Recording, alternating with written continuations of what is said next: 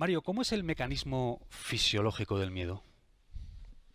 Pues es un mecanismo sumamente complejo, Sí, porque ten en cuenta, Jesús, que nosotros pertenecemos al 0,1% de las especies sí, de las que existe registro fósil y que todavía siguen vivas.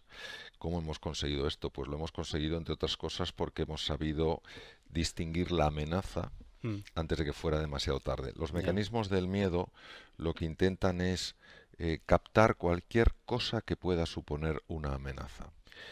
Esto que está muy bien sí, desde el punto de vista físico porque nos puede dar recursos cuando nos ya, enfrentamos, por ejemplo, a un depredador, mm, se convierte en un problema cuando la mente o ciertos compartimentos de la mente mm, utiliza estos mecanismos para generar ya, unos miedos que los vivimos como reales y que son simples alucinaciones, son simples espejismos ya, que la mente es capaz de crear. Y por ya, eso, pues hay personas perfectamente capaces de hacer frente a un montón de desafíos, pero el miedo les atenaza, el miedo les esclaviza, ¿no? Entonces la ya, anatomía del miedo es una anatomía que tiene un sustrato neural, un sustrato también en el cuerpo, un sí, sustrato fisiológico, pero que también tiene un enorme componente mental. Entender la ya, relación entre los dos espacios creo que es importantísimo para vivir con más confianza, con más ilusión y con más serenidad. ya. Oye, en mayor o menor medida, todo ser humano tiene este miedo primario y visceral a no ser aceptado, ¿no? A no ser suficiente, a no estar a la altura. Esto nos viene de cuando teníamos que vivir en grupos y para poder sobrevivir hace miles de años y necesitamos la aprobación de los demás. Pero esto ahora se ha convertido en una carga, ¿no? ¿Cómo hacemos para gestionar esto? Fíjate, yo diría, Jesús, que el miedo es incluso más profundo que eso, es un Ya, miedo de orden ontológico, es decir, sí, metafísico, va más allá de lo que es puramente físico. ya, Tú ten en cuenta que una de las grandes diferencias que nosotros tenemos con los animales es la autoconsciencia, la capacidad reflexiva de darnos ya, cuenta de las cosas. Un animal, bueno, nace, va creciendo y llega un momento en el que envejece y muere, pero no tiene esa constancia de la muerte que tenemos nosotros. ya, Y llega un momento en el que nos damos cuenta que las cosas son perecederas, que yo tengo unas arrugas que no ayer tenía. hace unos años no tenía, Ya, que me duele algo que cuando era más jovencito no me dolía. Tengo que ir a funerales de ya, padres, de amigos míos, tengo que asistir a entierros y el concepto de la muerte es algo que está muy dentro del ser humano. ¿Qué ocurre? Que esta sensación de vivir en la intemperie, esta sensación de estar solos, ya, esta sensación de que todo pasa y todo cambia, hace que uno de los sistemas más potentes para reducir esa sensación de soledad sea ya, encontrar amparo, encontrar ya, cobijo. ¿Dónde lo encuentras? Con los demás. ya, ¿Cuál es el otro lado de la moneda? El otro lado de la moneda, o el otro lado en este caso el filo de la espada, sí, está en que a veces con ese deseo de encontrar cobijo en los demás quedamos muy esclavizados por la opinión y llega un momento en que esa opinión se convierte para nosotros en lo que nos mueve, ¿no? Y ahí ya, es donde yo creo que tenemos que mejorar. ya. Mucho trabajo que hacer, ¿no? Mucho trabajo que hacer. Oye, ¿tú crees que pensamos demasiado, Mario? ¿Eres de los que suscribe que demasiado análisis lleva a la parálisis?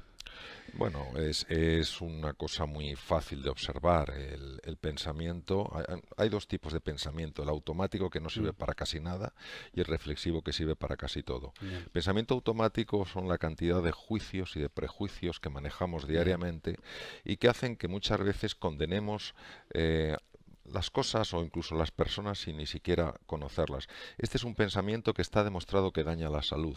ya, Por sorprendente que parezca, este tipo de mm, pensamiento daña la salud porque genera muchísima tensión, ya, genera mucha ansiedad, genera un montón de angustia y esto repercute en el cuerpo. La reflexión es diferente, la reflexión pide sosiego, pide una interiorización, pide aquietar la mente, suspender este pensamiento automático, ahondar más en una idea y por eso la reflexión sí es muy, muy útil. ya, Por eso todo lo que es la serenidad, silencio, momentos de meditación, etcétera, tiene un efecto tan saludable en nuestro cuerpo. ya, en el bienestar, ¿no? En el bienestar, claro. Que haya tantas empresas de éxito en Silicon Valley, aparte de por otras muchas razones, es porque el ambiente es propicio a eso, ¿no? Se acepta el fracaso. Entonces los emprendedores lo intentan más veces y al final por estadística pues también hay más éxitos, ¿no? ¿Cómo podemos trasladar ese principio a nuestra vida para Mm. intentar crear un entorno en el que nos dé menos miedo tomar decisiones y hacer más cosas? He tenido la ocasión de visitar distintas empresas en Silicon Valley y conocer Sí, gente muy metida en el mundo del emprendizaje. Y la conclusión a la que he llegado yo es la siguiente, porque Silicon Valley es una excepción incluso en los Estados Unidos. Solo hay un lugar que yo conozca que tiene la misma dinámica o la misma filosofía que Silicon Valley. Se llama el MIT, el Instituto Tecnológico de Massachusetts, que está en Cambridge, enfrente de Boston. Para mí, ¿cuál es la fórmula de éxito? La fórmula de éxito tiene unos ingredientes muy sencillos. Lo que pasa es que no son fáciles de aplicar. El primero, como muy bien decías tú, Jesús, es una relación con el fracaso radicalmente distinta a la que tenemos, por ejemplo, en Europa. Yeah.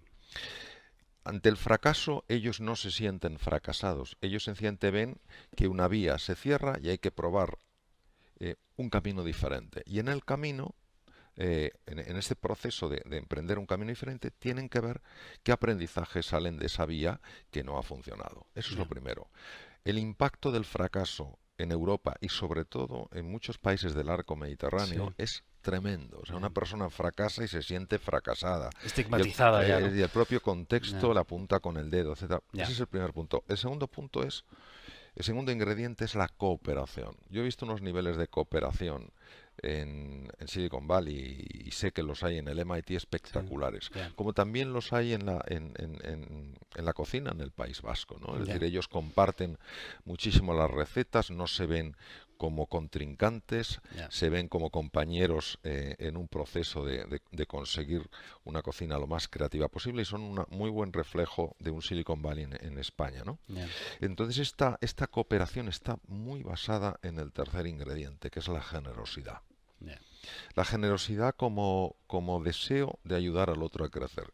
Esto desde una mente muy racionalista, desde una mente muy cartesiana, parece un absurdo. Yo recuerdo esa frase que me parece tan lamentable, que es al enemigo ni agua, ¿no? Entonces, proyectas enemigos donde podría haber amigos. ¿Y qué pasa? Que al final se pelea por un trozo de la tarta en lugar de trabajar juntos para ver cómo hacemos la tarta más grande. Creo que esa es la clave. Y también que ha habido, obviamente, el cuarto ingrediente que yo pondría ahí es que exista una facultad, es decir, una universidad.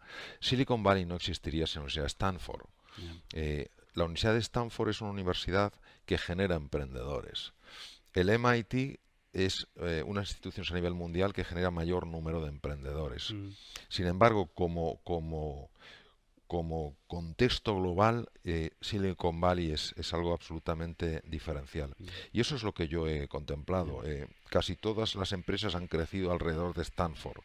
Stanford es una universidad muy implicada en dar una enseñanza práctica, en favorecer la mentalidad de emprender, la mentalidad de crear valor, y eso indudablemente ha tenido un impacto alrededor.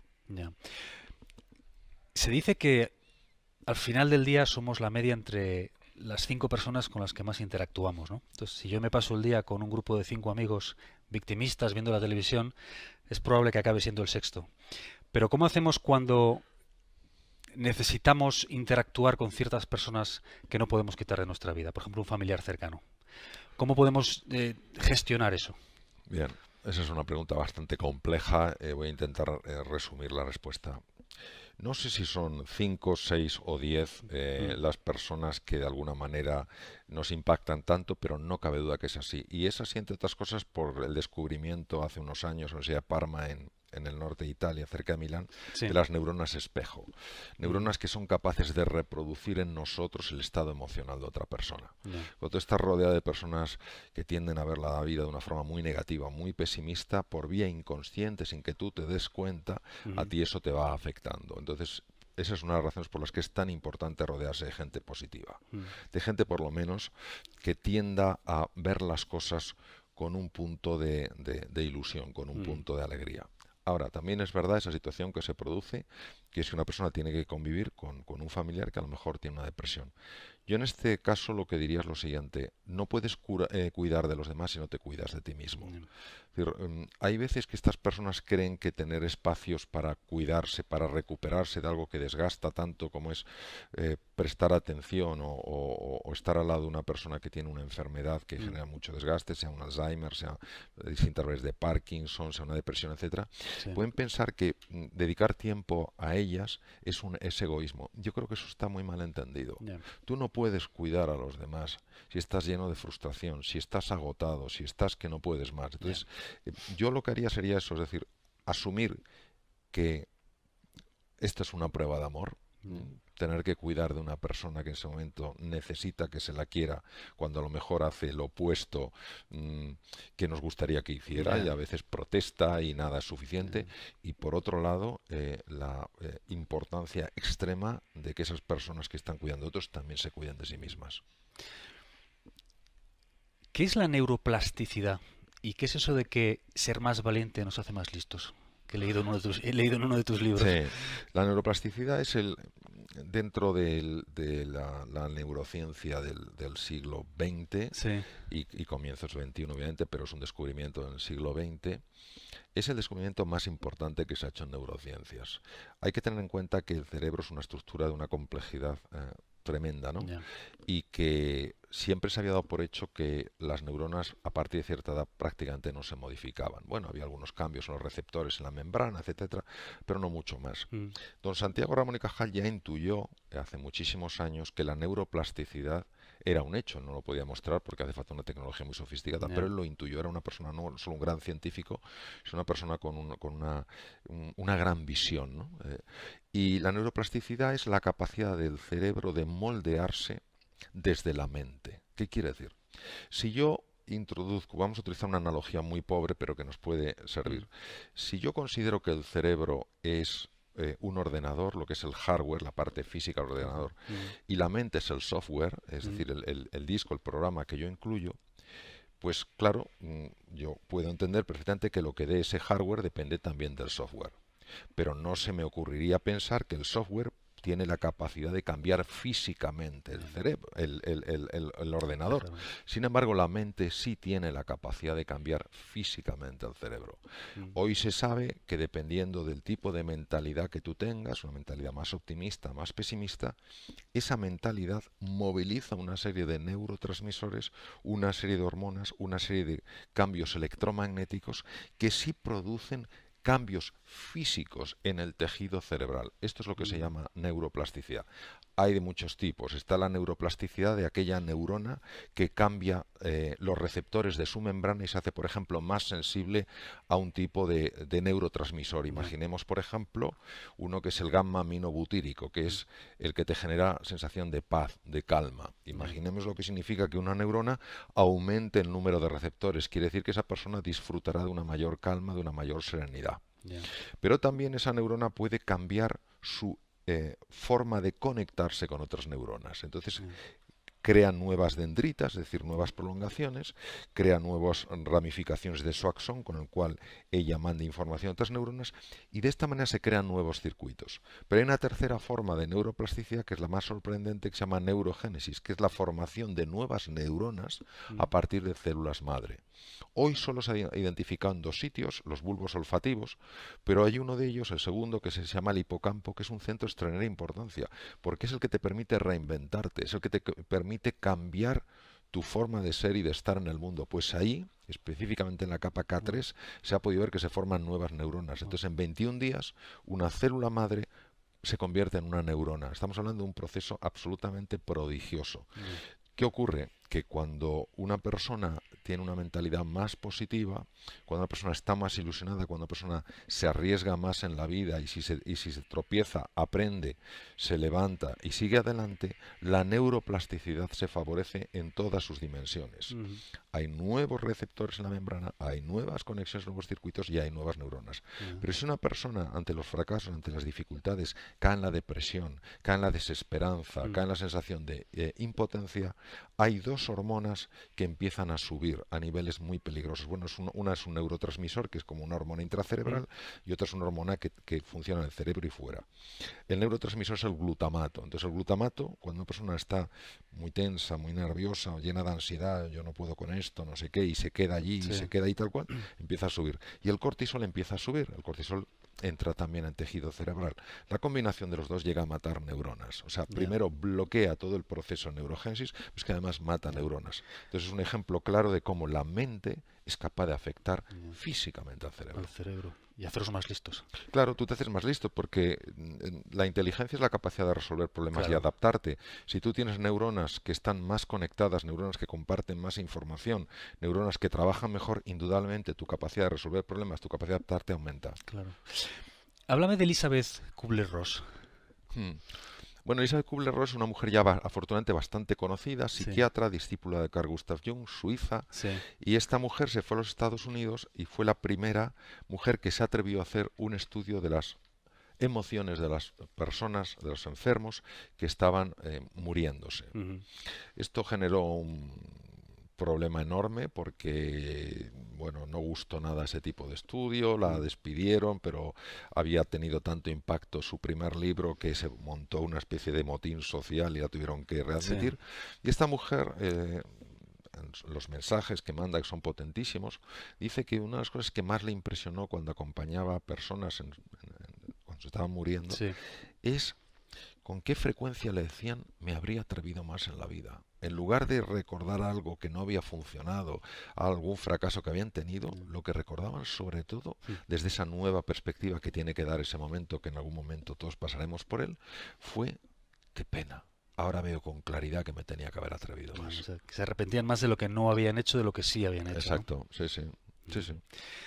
Los primeros 7 años de vida son fundamentales, ¿no? En la forma en la que se forma nuestra personalidad y la forma en la que luego vamos a estar en el mundo, ¿no?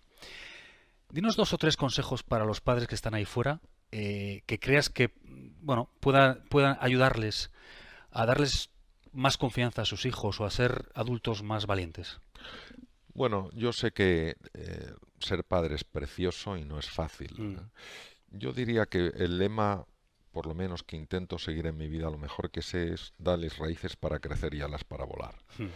Es decir, las raíces para crecer es darles unos sólidos valores, unos sólidos fundamentos para que no anden a la deriva por la vida. Hoy en Ya, una sociedad donde parece que todo vale, ya, no podemos olvidar que un valor es aquello que perfecciona una persona y no depende de la cultura, depende de nuestra humanidad, ya. de cómo somos como seres humanos. Entonces, lo primero, esas raíces son los valores, valores por los que tienes que estar dispuesto a dar la cara y asumir la pérdida que va a implicar el que des la cara por ellos. Mm. Esos valores solo se los vas a transmitir si tú los vives. Ya, Ese es el ejemplo. Y luego, alas para volar, es decir, que hay que favorecer que nuestros hijos tengan oportunidades para equivocarse, mm, para aprender y para salir adelante. A veces nuestro deseo de protegerles de todo hace que esas alas no se abran ya, y queremos que sigan exactamente un camino. No, nosotros tenemos la suerte de tener una vida, dejemos que ellos tengan la suya. ya. Obviamente, si están haciendo algo que nos parece que es peligroso, es nuestra obligación, nuestra responsabilidad marcárselo. Pero eso de que tienes que hacer la misma carrera que he hecho yo porque eso es tradición en la familia, o no te dediques a la música, o no te dediques tal, que te Ya, morirás de hambre, me parece que es una cosa que no lleva a ningún sitio. ya. ¿Cómo pasa alguien de la cirugía y la medicina a comunicar sobre, sobre motivación, sobre liderazgo y todas estas cosas de las que Pues hablas? pasas cuando te das cuenta que eso es parte de la medicina. Ya, Cuando te das cuenta que la medicina no solo es hacer un buen diagnóstico y llevar a cabo una buena intervención quirúrgica, sino que la medicina es también y sobre todo no perder de vista jamás que delante tienes un ser ya, humano, no un caso clínico interesante. Y si tienes un ser humano, pues lógicamente tienes que conectar, encontrarte con ese ser humano. Tienes que tener la capacidad de ponerte en su lugar, entender su sentir y ayudarle a aflorar ese potencial, esos recursos que todo ser ya. humano tiene. Entonces es natural, eh, dentro del proceso de hacerse médico, Sí, tener esta inquietud. Por eso me sorprende que algunas personas esto no lo vean así y piensen que la medicina es algo exclusivamente de orden científico ya. y técnico y que no tiene ningún componente humanista. Yo creo que es Que lo- científico, técnico y humanista. Sé que eres un lector voraz. ¿Ha habido algún libro en tu vida que te haya marcado especialmente o que Sí, haya significado un punto de inflexión en cómo sí. ves la vida? Y... Yo leo mucho, es verdad, llevo muchos años leyendo mucho. Un libro que me marcó mucho fue un libro del profesor Pedro Lain Entralgo, Mm. gran médico, extraordinario antropólogo, catedrático de Historia de la Medicina de la Universidad Autónoma de Madrid, se llamaba La relación médico-enfermo. Ese libro me marcó mucho porque precisamente hablaba de esto, Mm. hablaba de hasta qué punto el encuentro con otro ser humano, la comunicación, Ya, la relación entre el médico y el enfermo tenía una capacidad sanadora, ¿no? Ya. La investigación reciente en el campo de la psiconeuroendocrinoinmunología demuestra claramente esto. Es decir, el encuentro con otro ser humano, que un ser humano se sienta cobijado, entendido, comprendido, querido, moviliza un montón de hormonas enormemente positivas, baja aquellas que son negativas y favorece todo el proceso de recuperación del organismo y entre ellos la actuación del sistema inmune, que es el que nos defiende frente a bacterias, virus y tumores. Es decir, hoy no hay duda desde el punto de vista científico que la relación médico-enfermo, cuando es una relación cordial, amistosa, afectuosa, llena de respeto y de consideración, es en sí misma, por sí misma, sanadora. Cuando oyes la palabra exitoso, ¿qué persona te viene a la mente y por qué? Me viene cualquier persona que, independientemente del cargo que ocupe, se siente agradecido por estar viva. ¿Hay algún personaje histórico que te hubiera gustado conocer, Mario? Hay muchos que me hubieran gustado conocer, tanto en Oriente como en Occidente. Si me tuviera que quedar con uno, sin ninguna duda me quedaría con Jesús de Nazaret. Jesús de Nazaret. Sin duda. Dime algo de lo que estés convencido, pero que no puedas probar. ¿Hay algo? Sí, yo estoy convencido que hay una inteligencia llena de amor y de sabiduría que organiza, ordena el cosmos y que siempre, aunque no lo veamos, está a nuestro favor. ¿Hay algo de lo que hayas cambiado radicalmente de opinión en los últimos años? Pocos, en los últimos 2, 3 años. ¿Algo que hayas cambiado de opinión? Bueno, yo durante muchos años me he dedicado a estudiar, a reflexionar, a investigar en distintas áreas. Lo que me he dado cuenta es que hay ciertos espacios en el ser humano a los que no se puede llegar a través de la investigación. Solo se puede llegar desde el silencio, la serenidad y la apertura confiada. Es decir, precisamente cuando silencias la mente, puedes acceder a espacios que están llenos de ilusión y están llenos de oportunidades. Y la última pregunta, Mario.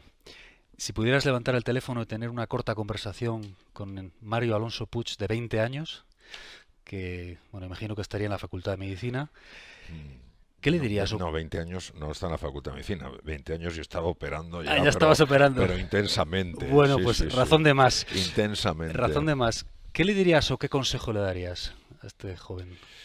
Pues yo le diría que todo en la vida suma. Que incluso en los momentos de más dificultad siempre hay una oportunidad de aprendizaje.